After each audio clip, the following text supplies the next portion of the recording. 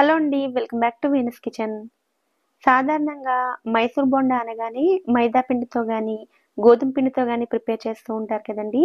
కానీ ఈరోజు వీడియోలో బియ్యం పిండితోటి అప్పటికప్పుడు ఇన్‌స్టంట్‌గా మైసూర్ బోండాని ఎలా ప్రిపేర్ చేసుకోవాలో చూపించబోతున్నాను. టేస్ట్ అయితే చాలా చాలా బావుంటాయి. మీరు కూడా తప్పకుండా ట్రై చేయండి. ఈ మైసూర్ బోండాని ప్రిపేర్ చేయడం కోసం ముందుగా ఒక బౌల్‌ని తీసుకొని అందులోకి 1 కప్పు వరకు బియ్యం పిండిని వేసుకోవాలి. మార్కెట్ నుండి తెచ్చిన పొడి బియ్యం పిండినే ఉపయోగిస్తున్నానండి. తడి బియ్యం పిండితో కూడా చేసుకోవచ్చు. ఇందులోకే అరకప్పు వరకు గోధుమ పిండిని కూడా వేసుకోవాలి. బియ్యం పిండితో చేసే బొండాలే కాబట్టి క్రిస్పీగా వస్తాయి. అవి మరి కొంచెం క్రిస్పీగా రావడం కోసం 2-3 టేబుల్ స్పూన్ల బొంబాయి రవ్వను వేసుకోండి. అలాగే మరొక అరకప్పు పెరుగును కూడా వేసుకోండి.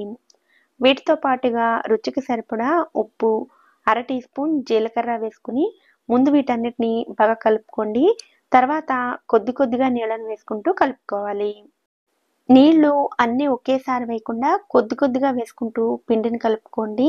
పిండి బాగా పల్చనైనట్లయితే బోండాలు నూనె పీలుస్తాయి. కనుక చూసుకుంటూ నీళ్ళు పోసుకోండి. నాకైతే 1 కప్పు కంటే కొంచెం తక్కువగానే నీళ్లు పడ్డాయండి. ఎక్కడ ఉండలు లేకుండా పిండిని ఇలా కలుపుకొని ఉంచుకోవాలి. ఇలా పిండిని కలుపుకునేటప్పుడు పొరపాటున పిండి పలచగా అయినట్లయితే కొద్దిగా బియ్యం పిండిని గానీ, గోధుమ పిండిని గానీ కలుపుకోవచ్చు. ఇలా ప్రిపేర్ చేసుకున్న ఈ పిండిని మూత పెట్టుకొని ఒక 15 నిమిషాల పాటు పక్కన పెట్టుకోవాలి. ఇలా కొద్దిసేపు పక్కన పెట్టుకోవడం వల్ల ఇందులో ఉన్న రవ్వ కూడా బాగా నాని పిండి బాగా సెట్ అవుతుంది. 15 నిమిషాల తర్వాత చూడండి పిండంతా కూడా బాగా నానిపోయి ఉంటుంది.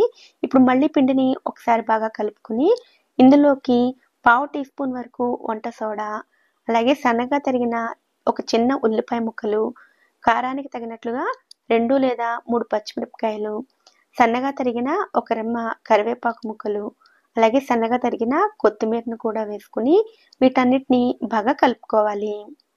మీకు అల్లం ఫ్లేవర్ బాగా ఇష్టపడేవారైతే ఇందులో కొద్దిగా అల్లం ముక్కలను కూడా వేసుకొని కలుపుకోవచ్చు. ఇలా పిండి మొత్తాన్ని కలుపుకొని ఉంచుకోవాలి.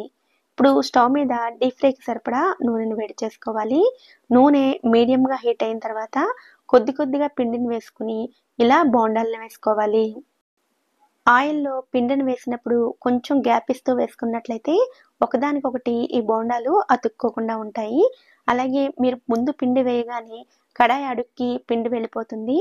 కొద్దిసేపు ఫ్రై అయిన తర్వాత పొంగుతూ ఆయిల్‌లో వాటంతట అవే పైకి వస్తాయి. వీటిని మీడియం ఫ్లేమ్‌లో పెట్టుకొని ఫ్రై చేసుకోండి. అప్పుడే లోపల వరకు పిండి బాగా ఉడుకుతుంది. బియ్యం పిండితో చేసే బోండాలు కాబట్టి లోపల పిండి సరిగ్గా ఉడకాలంటే వీటిని మీడియం సైజులోనే వేసుకోవాలండి. మరీ పెద్దగా వేసినట్లయితే తొందరగా కలరొచ్చేస్తాయి. లోపల మాత్రం సరిగ్గా ఉడకవు.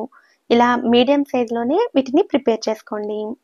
ఇలాగే మిగిలిన పిండితో కూడా బోండాలను ప్రిపేర్ చేయండి.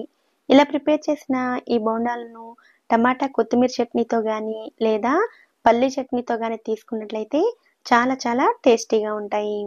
ఈసారి బోండాలను చేయాలనుకున్నప్పుడు ఇలా ఒకసారి బియ్యం పిండితోటి మీరు కూడా తప్పకుండా ట్రై చేయండి. ఈ వీడియో కనుక మీకు నచ్చినట్లయితే వీడియోని లైక్ చేసి ఛానల్‌ని కూడా సబ్స్క్రైబ్ చేసుకోండి. నోటిఫికేషన్స్ మిస్ అవ్వకుండా ఉండడం కోసం పక్కనే ఉండే బెల్ ఐకాన్‌ని కూడా యాక్టివేట్ చేసుకోండి. Thanks for watching.